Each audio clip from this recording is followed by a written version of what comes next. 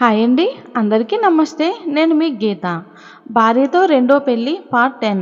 ఈ కథ రచించిన వారు సి ఆనందరామం గారు. స్టోరీలోకి వెళ్ళిపోదాం.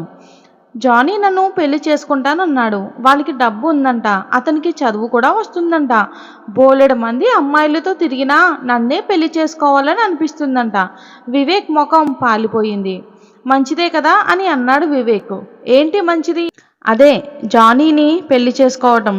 చ ఆ రోగ్నా? అతడు రోగ్ కాదు. ఏ అమ్మాయిని కూడా బలవంతం పెట్టలేదు. నాకు తెలుసు. మీ ఆడపిల్లలే ఎలాగైనా ఆ బంగారు పిచ్చుకను వలలో వేసుకోవాలని అతని వెంటపడి వేధిస్తున్నారు.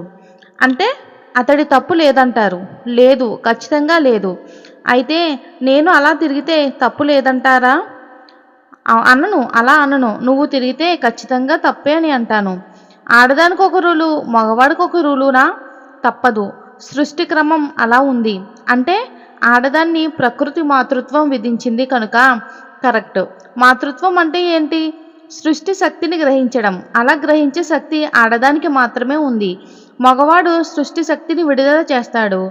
అంచేత బాధ్యత తక్కువ. ఇంతేనా? శారీరకమైన సంబంధాలేనా? మరి మనసు మాట? మనసు ప్రసక్తి ఉంది గనుకనే ఇలాంటి విశృంఖాల సంబంధాలలో స్త్రీదే తప్పు అంటున్నాను. సాధారణంగా మగవాడికి అది అవసరం, స్త్రీకి అది ప్రేమలో ఒక భాగం మాత్రమే. ప్రేమ ఆమె జీవితానికే ఆలంబనం. ఇవి సహజమైన స్త్రీ పురుషులు మన ప్రవర్తులు కాబట్టి. డబ్బు కోసమే, పెండ్లు కోసమో సహజ ప్రవృత్తికి భిన్నంగా ప్రవర్తించే స్త్రీ తప్పు అనటం చాలా చిన్నమాట. అలాంటి స్త్రీ ఆవేశంతో మాటని పూర్తి చేయలేకపోయాడు వివేక్. ఆవేశంగా, ఆశ్చర్యంతో వింది యశోద. వివేక్ నోట ఇలాంటి మాటలు ఇంతటి ఆలోచనతో వస్తాయని అనుకోలేదు. వివేక్ మాటల్లో నిజాన్ని తను కాదనలేకపోయింది. కూల్ డౌన్ అంది చిరునవ్వుతో యశోద. జానీ మాటల్లో నిజం ఉంది. నన్ను పెళ్లి చేసుకోవటం కంటే అతన్ని చేసుకుంటే నువ్వు సుఖపడే అవకాశాలు ఎక్కువగా ఉన్నాయి అన్నాడు వివేక్. నీకెంత జెల్సీ ఉన్నా నీ ఫ్రెండ్గా నీకు సలహా ఇస్తున్నాను. థ్యాంక్స్, కానీ నాకు ఇలాంటి జులై మనిషిని నేను పెళ్లి చేసుకోలేను. చురుగ్గా చూశాడు వివేక్. అతడికి ఆడ స్నేహితులు ఉన్నారని పెళ్లి చేసుకోనంటున్నావా? ఆ స్వరము, ఆ మాటల ధోరణి యశోదకి చిరాగ్గా అనిపించింది. నాకు అతడి మీద ప్రేమ లేదు. ప్రేమ ఉంటే ఎన్ని బలహీనతలైనా క్షమించేదాన్నేమో. అంచేత అతనితో నాకు పెళ్ళి అనే ఆలోచనే లేదు, రాదు.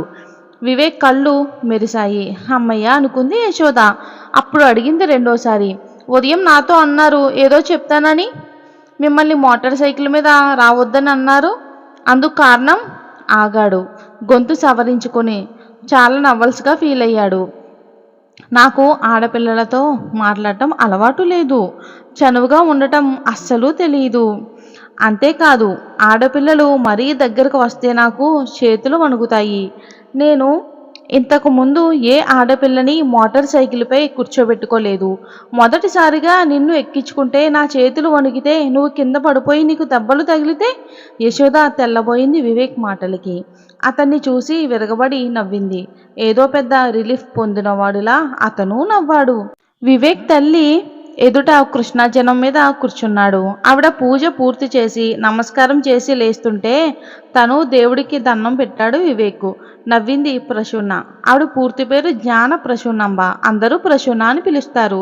తల్లితో ప్రత్యేకించి ఏదైనా పని ఉంటేనే వివేక్ పూజ గదిలోకి వచ్చి దేవుడికి దండం పెట్టుకుంటాడు. ఆ ఇంట్లో ఏ రహస్యాలు మాట్లాడుకోవాలన్నా పూజ గదికి మించిన స్థలం లేదు వాళ్ళకి.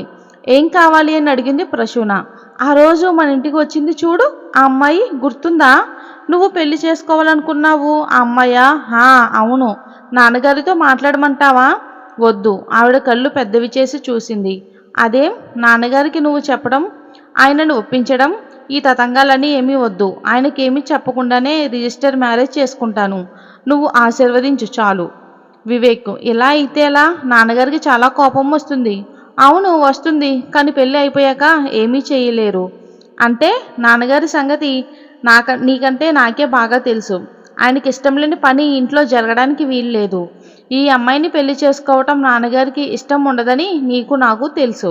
నువ్వు చెప్పి ఒప్పిస్తానంటావు. ఒప్పుకున్నట్లు కనిపిస్తారు, కానీ తప్పకుండా ఏదో ఒకటి చేస్తారు. ఏం చేస్తారో మనకు తెలీదు, కానీ ఖచ్చితంగా పెళ్లి కాకుండా చేస్తారు.